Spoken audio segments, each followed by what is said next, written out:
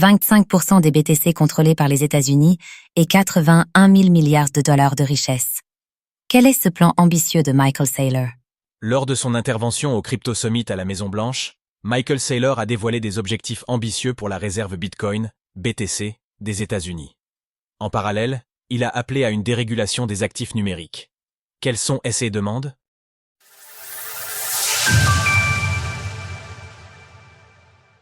Michael Saylor voit grand pour la réserve Bitcoin, BTC, des États-Unis.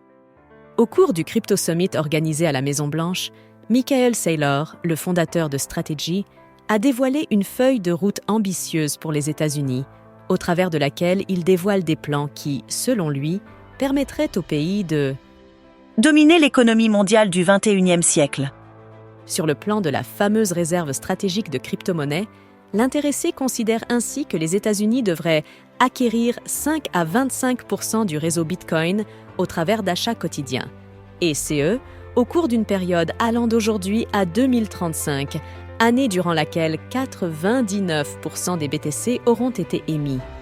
Selon lui, et sans détailler ses calculs pour autant, une telle réserve pourrait générer 16 000 à 81 000 milliards de dollars au Trésor américain d'ici 2045, ce qui aiderait à compenser le niveau d'endettement. En sus, ladite réserve pourrait produire 10 000 milliards de dollars par an à cet horizon. Pour l'heure, soulignons toutefois que ces chiffres sont encore très spéculatifs, compte tenu du fait qu'un horizon de 20 ans paraît bien loin pour un actif lancé il y a tout juste 16 ans. Un appel à la dérégulation. En parallèle de ces prévisions optimistes, Michael Saylor a partagé un certain nombre de recommandations à destination des différentes autorités de régulation afin d'encourager l'adoption des actifs numériques.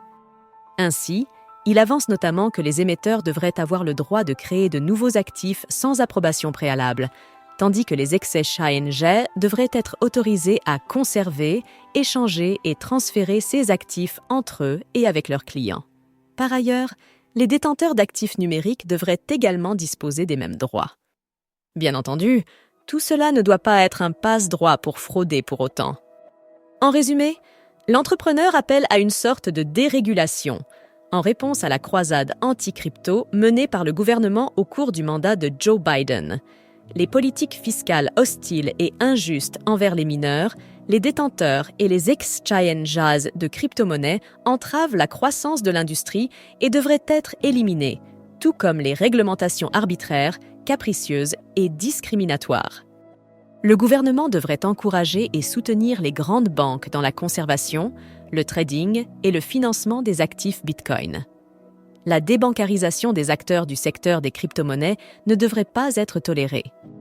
Depuis la prise de fonction de Donald Trump, nous avons déjà assisté à un assouplissement des organismes de régulation envers l'écosystème, et il sera intéressant d'observer dans quelle mesure cette tendance se poursuit. Retrouvez toutes les actualités crypto sur le site cryptost.fr.